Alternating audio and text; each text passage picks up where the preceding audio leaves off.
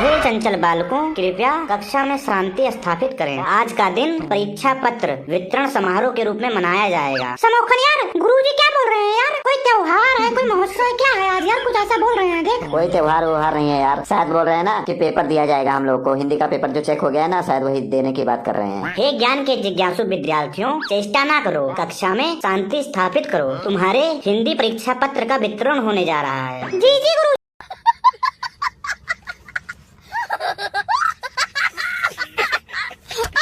करिए वितरण, हम लोग बिल्कुल तैयार बैठे हैं अपना नंबर जानने के लिए। या sir, I am also very excited. My Hindi paper, please see me my paper. I know that I am very passing way from the Hindi. I like to say that obediently और फास्टली करो। तुम दोनों बालक क्षण मात्र के लिए निशब्द हो जाओ। मैं तुम्हारे हिंदी के परीक्षा पत्र का वितरण करना आरंभ करने जा रहा हूँ। तो करो ना, मैं परेशान हो गया हूँ और हम सब परेशान हो गए हैं। जल्दी करो ना सर, जल्दी करो ना वितरण। हे ज्ञान के अकाल में पड़े बालक, आज मैं तुम्हें वह वस्तु प्रदान करने जा रहा हूँ जो ना तुम्हारे सपनों में आई थी और ना ही तुम्हारी तैयारी में। यहाँ है तुम्हारी उत्तर पुस्तिका, तुम्हारे कलम की करामात और कल्पना का कहर। परंतु वितरण से पूर्व कुछ आदेश हैं जिनका पालन करना प्रत्येक छात्र का धार्मिक कर्तव्य है। इस पत्र पर अपने पालक का हस्ताक्षर करवाओ। पालक? कौन सा पालक गुरुजी? पालक पनीर, पालक पराठा, पालक पकौड़ा, कौन से पालक की बात कर रहे हो आप? चुप बालक, आप अपनी वाणी पर नियंत्रण रखो।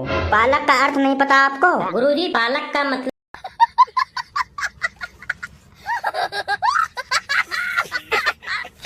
है पेरेंट्स, मतलब पेरेंट्स का सिग्नेचर करवा के लाना है। आप सब अपने पालक का हस्ताक्षर कराओ, क्योंकि वे ही हैं जिन्होंने तुम्हें स्कूल भेजा। उनको तुम्हारे उत्तर पुस्तिका का दर्शन कराना अति आवश्यक है। और दूसरी बात ये है कि इस पत्र से शिक्षा लो, क्योंकि अंकों से नहीं अनुभव से महानता प्राप्त होती है। भविष्य में उत्तम प्रदर्शन करो ताकि अगली बार तुम गुरु जी का व्यंग नहीं शाबाशी पाओ। और हाँ, उत्तर पुस्तिका गायब नहीं होनी चाहिए। पिछली बार कुछ छात्रों ने जहाज और नाव बनाकर जल में प्रवाहित कर दिया था उत्तर पुस्तिका को। अब मैं यह विवेक की चिट्ठी तुम्हारे हाथों में सौंपने जा रहा हूँ, और साथ ही तुम्हारे आत्मसम्मान को भी। पहला बालक है राजू, आप यहाँ आए। आप परीक्षा में कबीर के दोहे की जगह पर हनी सिंह के रैप लिख कर आए हो। गुरुजी, वो फॉलो में लिख दिया, मुझे लगा कुछ ज्यादा फर्क नहीं होगा। उसके बाद आपने एक और बड़ी गलती कर दी। प्रेमचंद्र जी के ऊपर ऐसे लिखना था। आपने लिखा है प्रेमचंद्र एक मोबाइल की दुकान चलाता है, उसके पास मोबाइल बनवाने जाओ तो वो मोबाइल के पार्ट निकाल लेता है। बेटा, ये सब कौन सी पुस्तक में लिखा है? गुरुजी, हमारे मोहल्ले में प्रेमचंद्र मोबाइल शॉप है।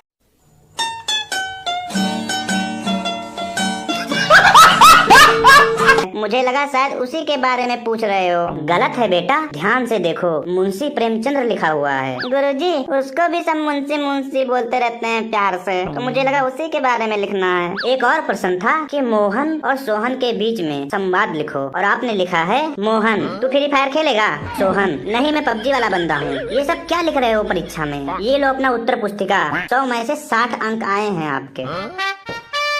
पप्पू कुमार, आइए प्रभु।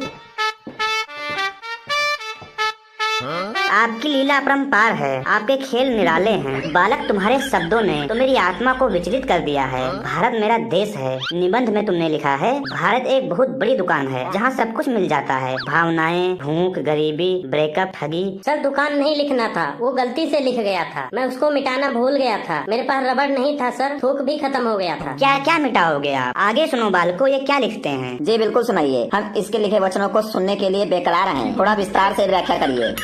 लाइए सर, मैं सुनाता हूँ, लाइए। क्या लिखा है परीक्षा में, मैं सुनाता हूँ, दीजिए। तो दोस्तों, अपने कान खोल के सुनो।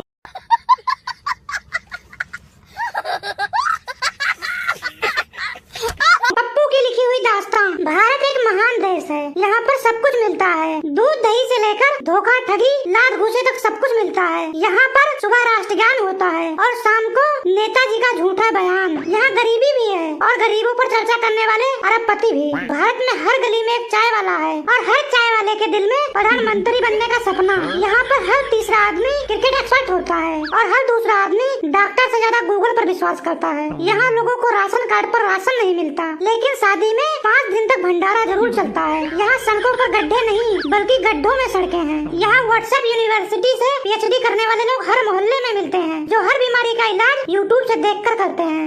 फिर भी हम गर्व करते हैं हैं कि हमारा भारत महान है। 20 नंबर का था, गुरुजी ने 10 नंबर दिया है। इतना भी बुरा नहीं है वैसे, जहाँ तक सोचा जाए तो। तेरे को नंबर बताने के लिए किसने बोला? बालक, आप अपने उत्तर पुस्तिका को लेकर यहाँ से प्रस्थान करो और अपने स्थान पर जाकर विराजमान हो जाओ। गोलू गुल्लक नाम का प्राणी आ जाए। क्या बालक, तुमको संधि विच्छेद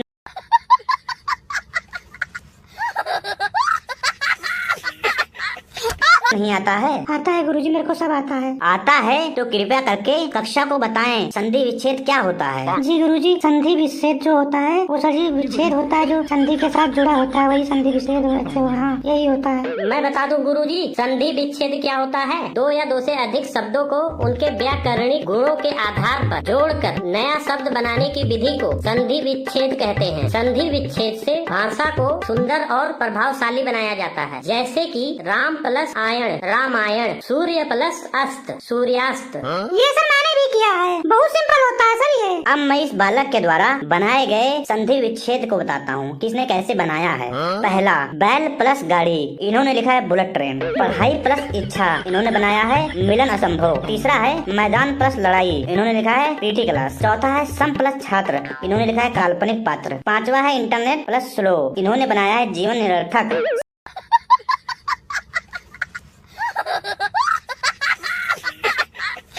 सारे के सारे गलत हैं। नहीं गुरुजी, थोड़ा देख लीजिए, एक दो सही होगा, देख लीजिए गुरुजी, थोड़ा एक बार फिर से चेक कर लीजिए। मैं तो गुरुजी थोड़ा क्रिएटिव बनाने की कोशिश कर रहा था, थोड़ा अच्छा बना रहा था सर जी। बालक, इसे कपोल कल्पना कहते हैं। और कृपया क्रिएटिव जैसी विदेशी वाणी का प्रयोग ना करो। यह हिंदी की कक्षा है, यहाँ रचना सटी बोला जाता है। तुमने तो भाषा की मर्यादा ही लांघ दी है। क्या गुरुजी, बाकी देख लीजिए, बाकी तो सब मैंने सही लिखा था ना, आप देख लीजिए एक बार। मेरे प्रिय लेखक वाले प्रश्न के उत्तर में तुमने लिखा है Munshi Premchand is OG writer. उनकी वाइब अलग ही लेवल की है। हे भगवान, कौन सी वाइब की बात कर रहे हो तुम? गुरुजी, वाइब का मतलब फीलिंग होती है, फीलिंग। बालक, वाइब नहीं अनुभूति कहते हैं। और ओजी का हिंदी में कोई धार्मिक प्रमाण नहीं है। आप मंद बुद्धि हो चुके हो। गुरुजी, आप ऐसा क्यों बोल रहे हो मुझे? जो परीक्षार्थी कक्षा में गहनों के समान थे, उनके अंक उनके उज्जवल भविष्य के प्रतीक बनेंगे। परंतु जिनकी लेखनी में दृष्टता की ध्वनि, उन्हें अब मेरी वाणी सुननी पड़ेगी। जाइए अपनी जगह ग्रहण कीजिए। मोनू मनोरंजन उर्फ मोनू पधारो। जी गुरुजी, लाइए मेरा उत्तर पुस्तिका। प्रश्न आया था रसों के प्रकार लिखो। तुमने उत्तर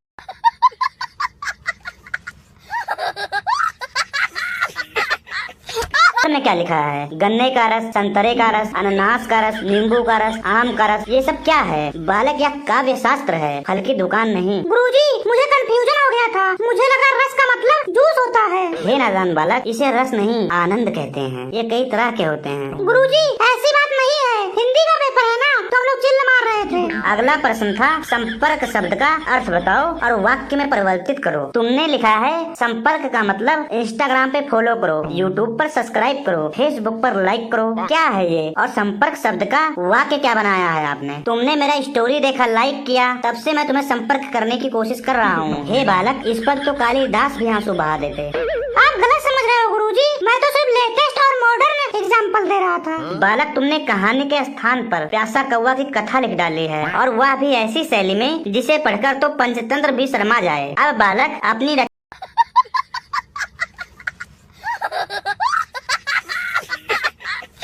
रचना का पाठ संपर्क कक्षा को सुनाओ। रहने देते हैं गुरुजी, आप चाहो जितना अंक दे दो, मैं खुश हो जाऊंगा। आप रहने दो, पढ़ने की क्या बात है, पढ़ने की क्या जरूरत है? गुरुजी, हम सुनना चाहते हैं गुरुजी कि मोनू ने क्या लिखा है। बालक, आप प्रारंभ करो अपनी लिखी हुई प्रस्तुति। एक कौवा था, बहुत प्यासा था कौवा, इतना ज्यादा प्यासा था कौवा कि उसने जोमेटो पर पानी ऑर्डर करना चाहा, पर सीओडी अवेलेबल नहीं था। फिर उसने देखा एक मटका रखा हुआ है, पर पानी बहुत ही नीचे था मटके के। कौवा बहुत ही समझदार था, उसने मटके में अपना मुंह अंदर डालकर पानी पीना चाहा, पर पानी बहुत ही कम था। कौवा बहुत ही समझदार था, उसने एक बहुत ही बड़ा पत्थर उठाया, क्योंकि वह जिम भी जाया करता था। कौवा बहुत ही समझदार था, उसने पत्थर उठाकर मटके पे जोर से फेंक दिया और मटका टूट गया और पानी भी बह गया। उसको कुछ नहीं मिला। कौवा बहुत ही समझदार था। फिर उसने सोचा नाली में जाकर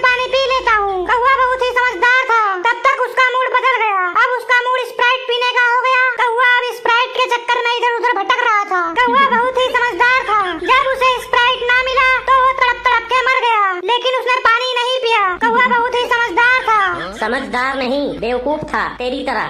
कौवा मेरा है, वो चाहे पानी पिए चाहे मर जाए। तुझे तो प्रॉब्लम हो रही है गंजे, मैं कुछ भी पिलाऊं, स्प्राइट पिलाऊं, कुछ भी पिलाऊं। हे विधाता, इसे सुनकर पंचतंत्र वाले संन्यास लेने का निर्णय कर लें।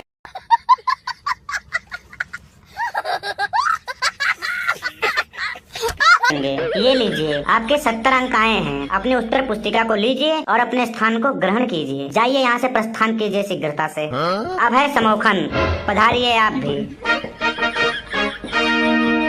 जी गुरुजी बताइए। तूने तो चालाक लोमड़ी की कथा को नेटफ्लिक्स का सीरीज बना दिया है। धन्यवाद गुरुजी, जो आपने मेरे अंदर की कला को समझा और उसकी सराहना किया। आप धन्य हैं गुरुजी, आप धन्य हैं, बहुत धन्य हैं। मैं आपको अपने दोनों हाथ जोड़कर प्रणाम करता हूँ, आदर करता हूँ, आपका सम्मान करता हूँ। हाथ मत जोड़, अपनी गाथा को पढ़कर पूरी कक्षा को सुना, जो तू परीक्षा में लिख कर आया है। अभी सुना देता हूँ। चालाक लोमड़ी मैं लिख कर आया हूँ। मैं जो है नकल तो मारता नहीं हूँ। चालाक लोमड़ी मैं सुना देता हूँ। एक जंगल था और उस जंगल में रहती थी एक प्रो लेवल वाली लोमड़ी, जो रील बनाती थी और कैप्शन लिखती थी। एक दिन उसने देखा एक बड़ा सा ट्री पे था अंगूर। वो जो अंगूर था वो इम्पोर्टेंट था, सीडलेस एंड चिल्ड अंगूर था। उसने ट्राई किया जंप मारकर, पर उसके पैरों में जो है मोच आ गई और वो गिर गई, उसका बैलेंस बिगड़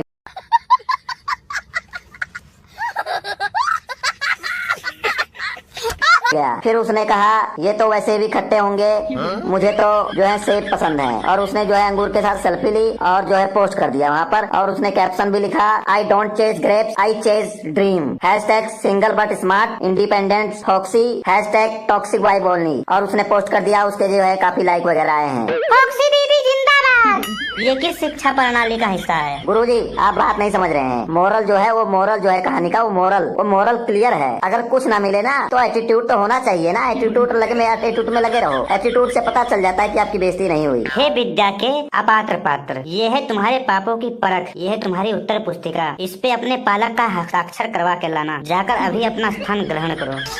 अय्यरनाथ आइए, पधारिए।